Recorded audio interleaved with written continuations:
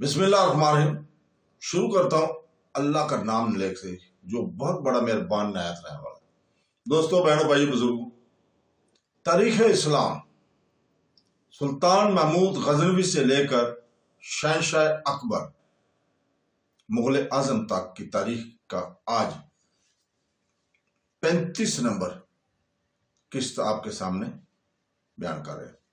دوستو، بہنوں، بھائی، بزرگوں، تاریخ بنا عقتی میں لکھا ہے کہ خراسان میں جب سلطان محمود غزنوی گیا تو لوگوں نے اس سے کہا کہ آپ شیخ ابوالحسن فراقانی کی زیارت کیجیے۔ سلطان نے کہا کہ میں اس سال اپنے گھر سے مسئلہ خران کے لیے آیا ہوں، زیارت کے عزم سے نہیں آیا۔ یہ شرط ادب نہیں ہے کہ کسی دوسرے کام کی تحصیل سے مقرران کی زیارت کی جائے۔ اس نے غزنی میں آ کر پہر زیارت شیخ کی نیت کی، پھر وہ فرقان گیا اور شیخ کو پیغام بھیجا کہ سلطان غزنی سے آپ کی زیارت کو آیا ہے، اگر آپ خانقاہ سے اس کی بارگاہ میں تشریف لائیں تو آپ کے الطاف سے بید نہ ہوگا۔ ایلچی سے یہ بھی کہہ دیا کہ اگر اس آنے سے انکار کرے تو یہ آیت سنا دینا۔ ایک آیت اسے بتایا۔ یہ پیغام شیخ کے پاس پہنچایا تو شیخ نے جانے سے انکار کیا۔ رسول نے جب یہ آیت پڑھی تو شیخ نے کہا کہ مجھے معذور رکھو اور سلطان محمود غزنوی سے کہہ دو کہ میں ایسا مستحر ہوں کہ رسول اللہ سے خجل ہوں، چاہ جاکا میں اول امر منکم کی طرف متوجہ ہوں۔ یہ چل سلطان کے پاس آیا اور یہ حال سنایا۔ یہ سن کر سلطان محمود غزنوی کو رقت آئی اور اس نے کہا کہ چلو، یہ آدمی ایسا نہیں ہے جیسا میں نے گمان کیا تھا۔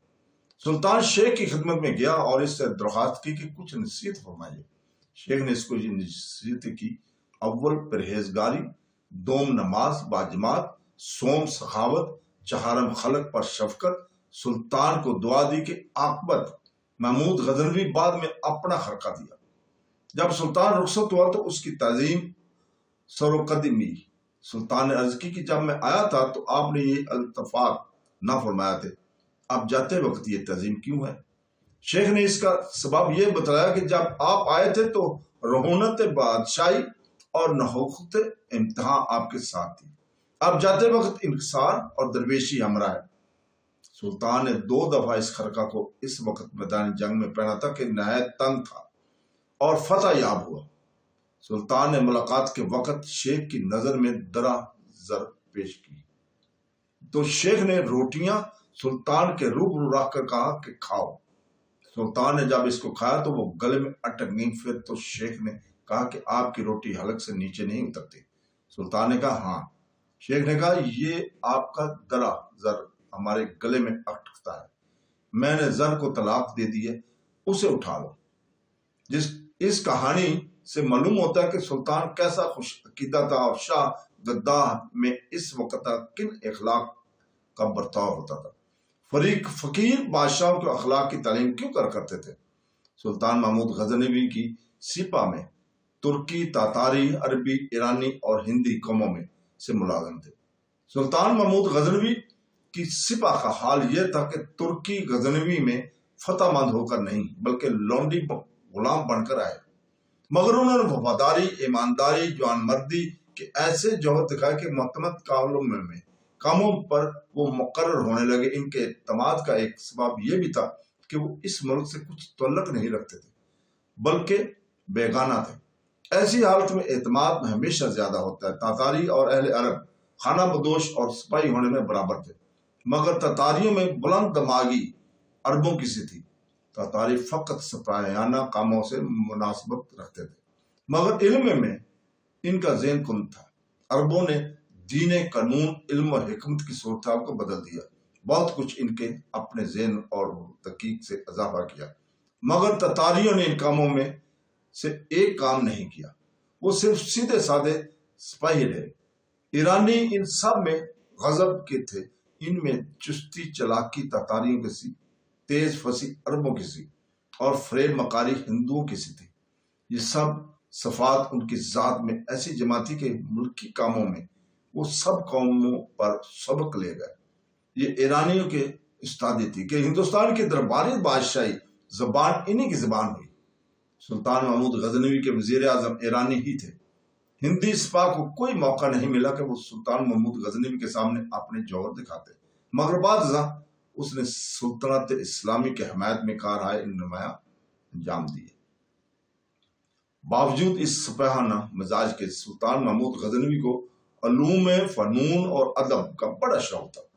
اس خوبی میں کوئی بادشاہ اس پر سبقت نہیں لے گیا، سب کاموں میں کفایت شار تھے، مگر ہنر پروری اور علم کی قدر شناسی میں دریا دل تھے۔ ایک عظیم الشان دارالعلوم اس نے بنوایا اور اس میں بڑا کتب خانہ جمع کیا۔ عالموں کے وظیفوں پینشنوں میں 1,00,000 روپیہ سالانہ صرف ہوتا تھا۔ ایک عجائب خانہ بھی بنایا جس میں سارے عالم کے عجائب جمع تھے۔ اس کی قدر دانی اور جوہر شناسی نے چاروں طرف سے اہل کمانوں کو لا کر غزنی کے دربار میں جمع کر دیا تھا۔ نامور شاعر اس کے دربار کے یہ تھے: اسائر رازی، استاد رشیدی، توسی، منوچہر بلگوی، حکیم انصری، مسجد فرگی، دقیقی، سوائے ان شاعروں کے 400 اور شاعر اس کے ملازم تھے۔ فردوسی کل شاعرہ کا سرماندہ تھا۔ وہ شاداب ضلع توس میں پیدا ہوا تھا۔ حاکم توس نے ایک باغ بنایا تھا، اس کا نام فردوس رکھا تھا۔ فردوسی کا باپ مولانا فخر الدین اس کی باغبانی کیا کرتا تھا۔ اس مناسبت سے وہ اشعار میں اپنا تخلص فردوسی کرتا تھا۔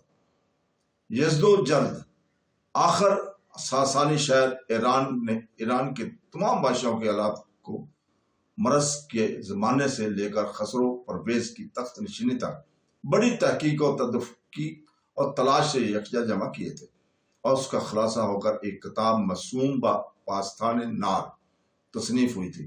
جب اہل اسلام سلطنت ایران کے فرما روا ہوئے تو یہ کتاب یزد و جرد کی کتاب خانہ میں ان کے ہاتھ آئی۔ جب خراسان میں آل یعقوب کے ہاتھ یہ پاستان نامہ آیا تو ابو منصور عبد الرزاق بن عبداللہ فرخ معتمد ملک کو یعقوب بن لیث نے حکم دیا کہ خسرو پرویز سے شہر یار یزد و جرد کے مرنے تک کے جو واقعات وقوع پذیر ہو چکے ہیں وہ لکھ کر پاستان نامہ میں اضافہ کیے جائیں۔ اس حکم کے موافق 360 ہجری میں یہ کتاب مرتب ہو گئی اور اس کے نقلیں خراسان اور عراق میں پھیلی۔ آل سمان کو جب یہ بات ہاتھ لگی تو انہوں نے وقیقی شاعر کو حکم دیا کہ وہ اس کو نظم میں لکھے۔ اس نے 2000 شعر لکھے تھے کہ کسی غلام نے اس کو مار ڈالا۔ جب دولت آل سمان کا زوال آیا اور سلطان محمود غزنوی کا اقبال چمکا تو اس نے بھی آل سمان کی تقلید کی اور پاستان جامع کو چاہا کہ نظم میں لکھا جائے۔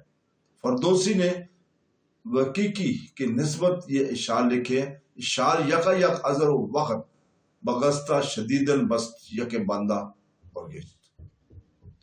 پاستان نامہ اس کو ہاتھ نہ آتا تھا، اس کی تلاش میں رہتا تھا کہ اس کے ایک دوست نے پاستان نامہ لا دیا اور فردوسی سے کہا کہ تیرا یہ ارادہ کہ اس نامہ پہلوی کو نظم میں لکھے۔ اس وقت توس میں ابو منصور محمد امیر تھا۔ اس نے فردوسی کو نصیحت کی تھی کہ جب یہ کتاب تمام ہو تو کسی بادشاہ کی نظر کرنا۔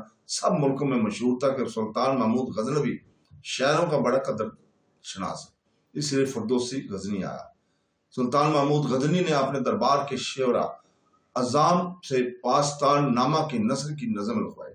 سب نظموں میں فردوسی کی نظم فیق معلوم ہوئی۔ سلطان نے فردوسی کو حکم دیا کہ پاستان نامہ کو نظم میں لکھے، اس کے واسطے رہنے کا مکان اور اسباب آسائش تیار کرنے کا حکم دے دیا اور ہر 1000 اشعار کہنے کے بعد 1000 دینار طلع دینے کا حکم بھی دے دیا۔ سلطان کہا کرتا تھا کہ فردوسی نے آ کر میرے دربار کو فردوس بنا دیا۔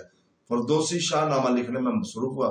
خواجہ احمد بن حسن محمدی نے 1000 اشعار لکھے تو اس کے بعد جب 1000 دینار پہنچے، مگر فردوسی نے اس لیے نہیں لکھے، اس کا ارادہ تھا کہ ایک دفعہ سب زر لے لے اور اس کو توسے ندی کے بند آب میں خرچ کر دے۔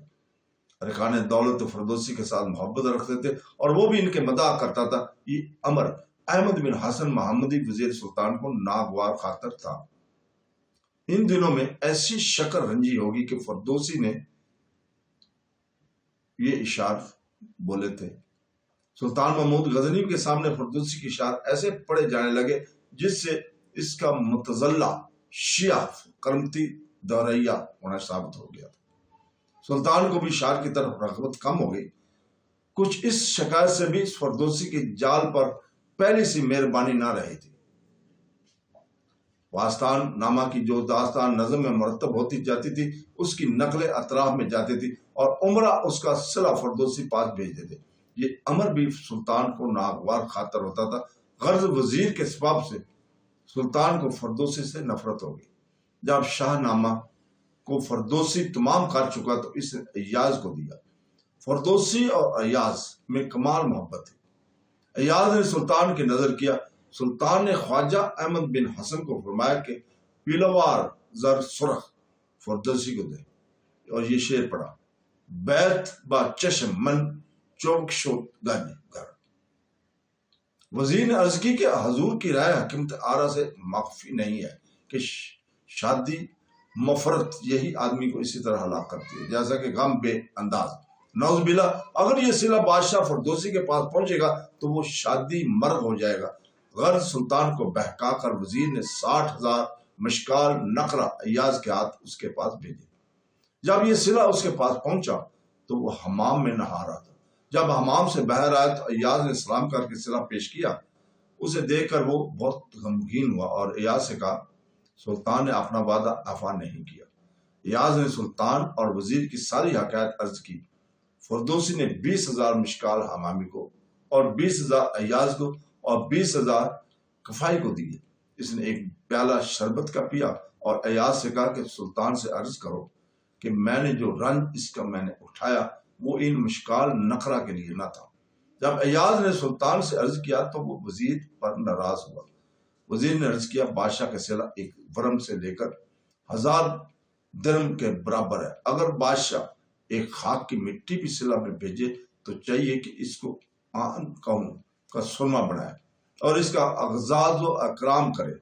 فردوسی نے سلطان کے ساتھ سخت گستاخی کی ہے۔ غرض سلطان کو فردوسی کی طرف سے ایسا وزیر نے بھڑکایا کہ سلطان نے حکم دے دیا کہ یہ کرمتی ہاتھی کے پاؤں کے تلے کچلا جائے تاکہ تمام بے عبون کو عبرت ہو۔ فردوسی کو اس کی خبر ہوئی تو صبح وہ سلطان کی خدمت میں حاضر ہو کے قدموں پر گر پڑا اور گڑ گڑایا کہ حاسدوں نے بندہ کو حضور کے نزدیک رافضی اور کرمتی ٹھہرا دیا۔